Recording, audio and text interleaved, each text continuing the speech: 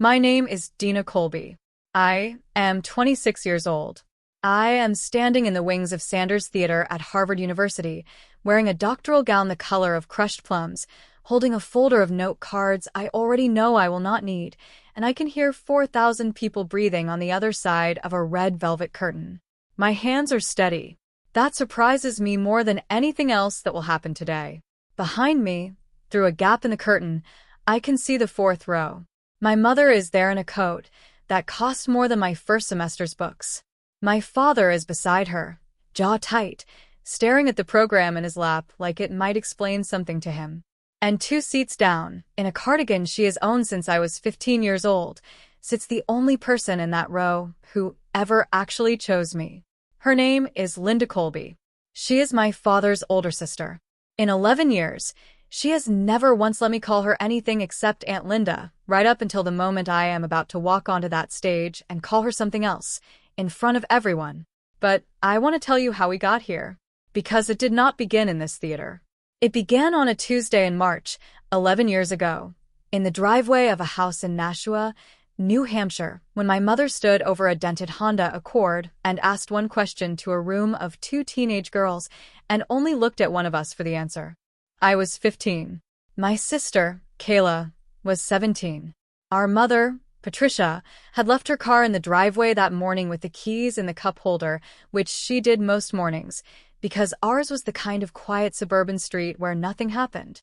That afternoon, Kayla took the car to meet her boyfriend at the time, a boy named Trevor, who drove a truck with an exhaust system louder than it needed to be, and who Kayla was not supposed to be seeing without supervision.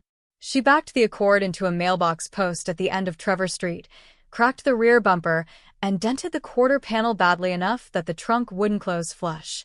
She was home before either of our parents. I was already there. I'd been at the kitchen table since 3 o'clock, working through a chemistry set our uncle had given me for my birthday, because I was the kind of 15-year-old who thought a chemistry set was a good birthday present. Kayla walked in, looked at me for a long moment, and said nothing. I didn't think about it again until I heard the garage door at 6:15 and my mother's voice went sharp in a way I hadn't heard before. Dena. She didn't call for Kayla. She called for me. I came into the garage. My mother was standing beside the dented car with her arms crossed, and Kayla was standing 3 feet behind her, arms also crossed, eyes red. She had clearly been crying, or had made herself cry. I still don't know which, and it stopped mattering years ago. My father came in through the side door a minute later, still in his work coat. Kayla says you asked to borrow the car to go to Emily's, my mother said, and that you came back with it like this and told her not to say anything. I remember the specific stupidity of the accusation before I remember anything else about that night, the fact that I didn't have my license yet.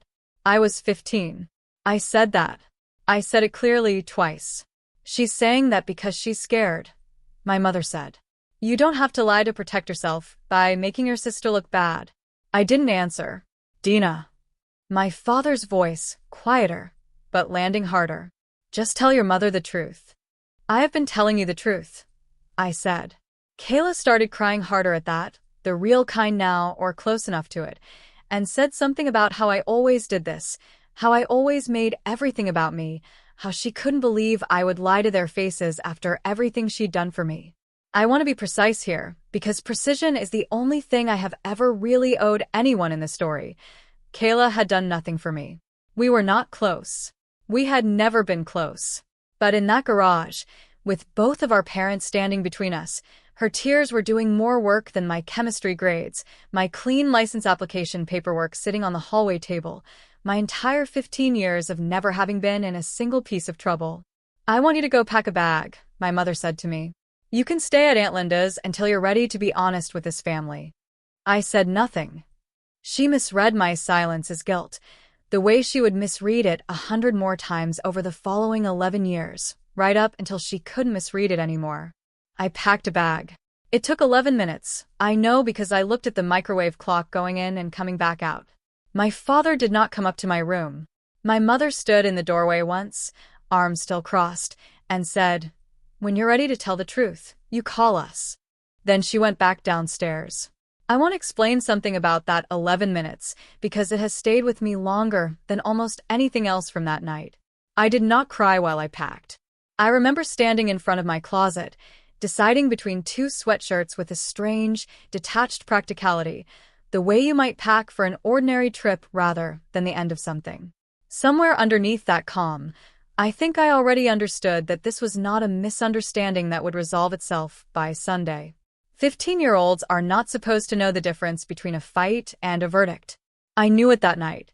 I called Aunt Linda from the hallway phone because I did not yet have a cell phone of my own. She lived 6 hours away outside Albany, and she did not ask me a single clarifying question before she said, "I'm getting in the car." She arrived at 1:40 in the morning. I remember the exact time because I was sitting on the porch steps with my bag between my feet, and I watched the headlights of her Buick come around the corner of Ashworth Street, and I remember thinking, with the strange flat clarity you get at that hour, asterisk, she came. She actually came, asterisk. She did not go inside and argue with my parents that night. She has told me since that she almost did, that she sat in the driveway for 4 full minutes with the engine running, deciding. What she did instead was get out, walk up to where I was sitting, take my bag and say, "Get in the car, sweetheart. We'll figure the rest out from the road." We drove through the night. Somewhere around the New York state line, at 3:14 in the morning, she pulled into a gas station, bought me a hot chocolate from a machine that dispensed it lukewarm, and said the only thing she would say about that night for a very long time, "I don't know exactly what happened in that garage, but I know you, and I am not going to spend one more minute pretending I don't." I stayed with her that summer. Then I stayed with her the summer after. By the time I was a junior in high school, staying with Aunt Linda had quietly become living with Aunt Linda, a fact that was never formally discussed by anyone, including me. My parents did not fight to bring me home.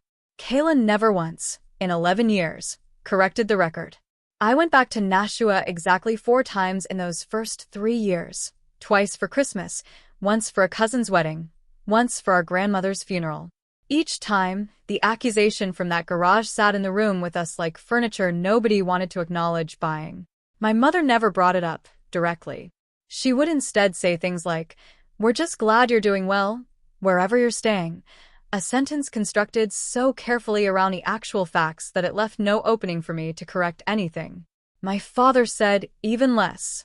He was, and remained for most of my adolescence, a man who preferred a comfortable silence to an uncomfortable truth, and I understood, even at 16, that his silence in that garage had been its own kind of verdict, not because he believed Kayla over me, exactly, but because believing me would have required him to do something about it, and doing something had never been his strongest instinct. Kayla and I did not speak for almost 2 of those years. When we did, at the cousin's wedding, she hugged me in the reception line in front of extended family, said, "I've missed you," and never once, in the 90 seconds we stood there, mentioned the driveway, the car, or the 11 minutes it took me to pack a bag. I let her finish the hug. I said nothing. I need to tell you what Aunt Linda actually gave me, because it wasn't just a bed and a hot chocolate at a gas station. She was a high school guidance counselor for 26 years in a district outside Albany, and she had, by that point in her life, developed an almost forensic patience for teenagers who had been misjudged by the adults who were supposed to protect them. She didn't coddle me.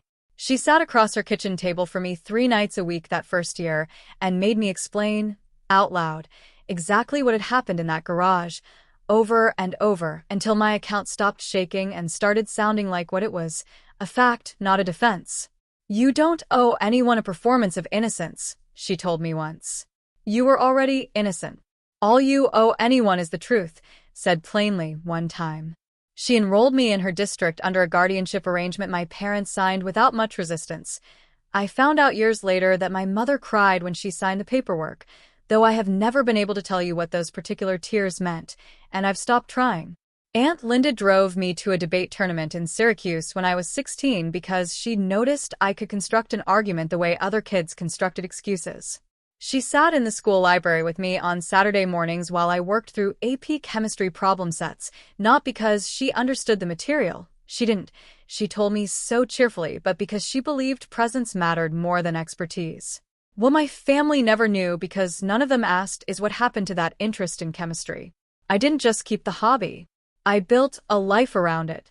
I got into Cornell for undergraduate work in biochemistry on a partial scholarship that Aunt Linda supplemented quietly by picking up substitute teaching shifts on weekends for 4 straight years, a fact I did not learn until after I'd graduated. I spent 2 years after Cornell working as a research technician in a lab studying protein folding disorders, the unglamorous kind of job that teaches you how science actually gets done, one fail to say at a time, at 11:58 on a Friday night when everyone else has gone home. And then, at 23, I was accepted into a doctoral program in molecular and cellular biology at Harvard, into a lab studying the exact class of neurodegenerative proteins that had, coincidentally and cruelly, been part of what took our grandmother, my father's own mother, 6 years earlier. None of my family knew any of this in real detail. They knew, in the vague way people know things about relatives they've stopped actively parenting, that I had gone into science and was doing some kind of doctorate. My mother, on the rare Christmas call, would ask, "How's school going?" in the same tone she might ask a stranger about the weather. My father asked almost nothing at all. Kayla, married by then to a man named Ryan who sold commercial insurance, would occasionally repost something about her own life on social media with a caption like "proud of how far we've all come," a sentence that never once, in 11 years, included the words, "I'm sorry." There is a specific kind of loneliness in being underestimated by people who love you, and it is different from being underestimated by strangers. A stranger's low expectations cost you nothing. A parent's low expectations become a kind of ceiling you carry with you into every room, whether or not you believe in it anymore. I remember sitting in my lab at 11:58 on a Friday night, for years into my doctoral work, running a Western blot for the third time because the first two had failed, and thinking, not bitterly, just factually, that nobody in my childhood home had any idea this room existed. They did not know the names of the proteins I studied. They did not know the name of my advisor. They did not know that I had, that spring, presented a poster at a national conference in San Diego that 3 separate senior researchers had stopped to read twice. It was not that I wanted them to know these things out of vanity. It was that their not knowing had become, over time, the clearest evidence I had of exactly how far the distance between us had grown. Aunt Linda knew all of it. I called her every Sunday for 6 years, without fail, and she absorbed the details of protein folding and thesis committees and grant deadlines with the same patient, undivided attention she'd once given to my AP chemistry homework at her kitchen table. Not because she understood the science, but because she had decided, 11 years earlier in a driveway in Nashua, that understanding me was worth the effort regardless of the subject. I finished my dissertation defense 9 days before this story's ending. My committee chair, a woman named Dr. Priya Anand, who had spent 4 years watching me work 80-hour weeks without complaint, told me afterward, in the hallway outside the defense room, "You should call your family." I told her I would think about it. I had already decided who I was actually going to call. I called Aunt Linda first. She cried on the phone, the kind of crying that comes out sideways as a laugh. Then, because she has never once in 11 years let a moment stay purely sentimental, she asked, "What are you going to wear under the gown?" Those things run cold. I called my parents second. I want to be honest about why. Not because I needed their approval, not anymore, but because some part of the 15-year-old who sat on that porch step still wanted them to see what had happened in the years since they stopped watching. I told my mother the date.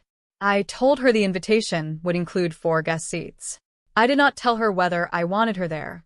She didn't ask. She called back 40 minutes later to say that she, my father, and Kayla would come. She did not mention Aunt Linda. I told her I was inviting Aunt Linda regardless. There was a long pause on the line, the kind of pause I had learned over 11 years to recognize as my mother recalculating something she had assumed was fixed.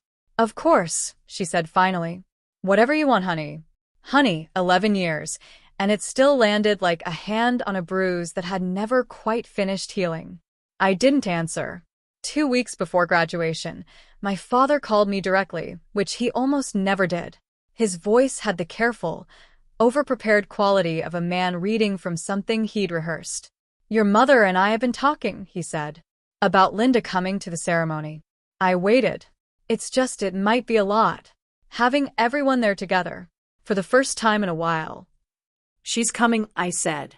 "I'm not saying she can't come, Dena. I'm saying maybe it's not the moment to." He stopped. Started again. Your mother thinks it would be better if you sat with family. In the family section. And Linda watched from the general seating. I set the phone down on the counter for a moment, not to hang up, just to look at it. Then I picked it back up. She is family, I said. She's the only one who ever acted like it. He didn't say anything for a while. That's not fair, he said eventually. No, I said. It isn't. I reached for my coffee instead of saying anything else. He called back 3 days later, a second time, which was itself unusual enough that I knew before I answered that my mother had sent him. This time, he didn't mention seating at all. He asked, instead, whether I was still upset about the driveway. His word for it, 11 years later, still the driveway, never the accusation, never the 11 minutes, never the 6-hour drive. I told him I wasn't upset. I told him upset was not the word for something that had simply become a fact about how our family worked, the way you might describe a load-bearing wall rather than a disagreement. He asked what that meant. I told him it meant I had built an entire life on the other side of that fact, and that the life was good, and that I did not need him to feel bad about it in order for it to stay good, but that I also was not going to pretend, for one afternoon in Cambridge, that it hadn't happened. Your mother just wants it to be a nice day, he said. It will be, I said. For the people who show up for who I actually am. I did not raise my voice.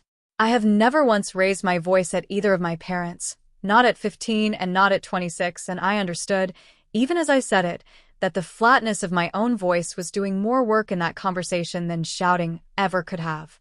The morning of the ceremony, I met Aunt Linda in the hotel lobby at 7:30. She had driven up the night before, the same 6-hour drive she'd made 11 years earlier at 1:40 in the morning, except this time she'd left at a reasonable hour and stopped twice for coffee. She was wearing the cardigan. I noticed it and didn't say anything because some things don't need commentary. My parents and Kayla were already seated when we arrived at Sanders Theater. My mother had reserved 4 seats in the 4th row using the guest passes I'd sent, and I watched from the wings, through the gap in the curtain, as Aunt Linda walked down that row and my mother's face did something complicated. Not hostile, not warm, something in between that I didn't have a name for and didn't especially want one. She moved over 1 seat to let Linda sit at the end, nearest the aisle. It was a small gesture. I noticed it too. I was seated with the graduating candidates for most of the ceremony, close enough to the stage that I couldn't see the 4th row clearly, which was, if I'm honest, a mercy. The names were called in order by department. Mine came roughly 2/3 of the way through. I walked across that stage, shook the dean's hand, felt the weight of the hood settle onto my shoulders, and did not look for my family in the crowd. I looked for Aunt Linda's cardigan instead, and found it immediately, because 11 years teaches you exactly where to look. What the audience did not know, what only the small group of doctoral candidates and the ceremony organizers knew, is that 3 graduates from each division had been selected to give short remarks, 90 seconds each, chosen by their departments for research with unusual public relevance. Mine had been selected because my dissertation work on a specific class of misfolded proteins implicated in early-onset neurodegeneration had, in its final chapter, identified a mechanism with direct relevance to the exact condition that had taken my grandmother.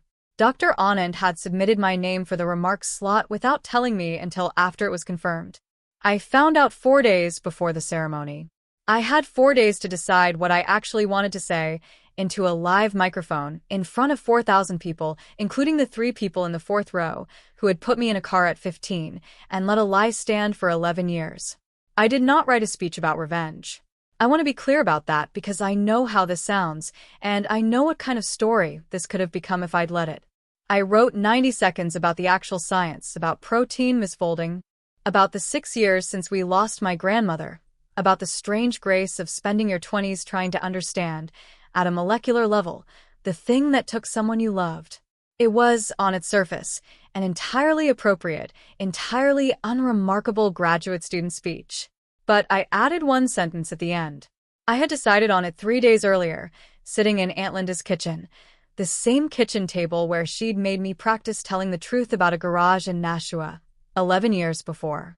When my name was called for the remarks, I walked to the podium and adjusted the microphone the amount of distance a person adjusts a microphone when they are entirely calm. I delivered the 90 seconds about protein folding and my grandmother.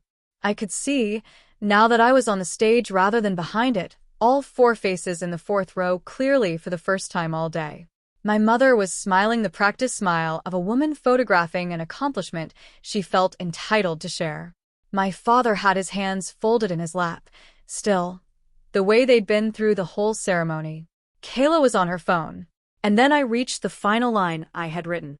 I want to thank the person who taught me that being believed is not something you have to earn twice, I said. My grandmother didn't get the chance to see this work finished. But my mother did. My real mother.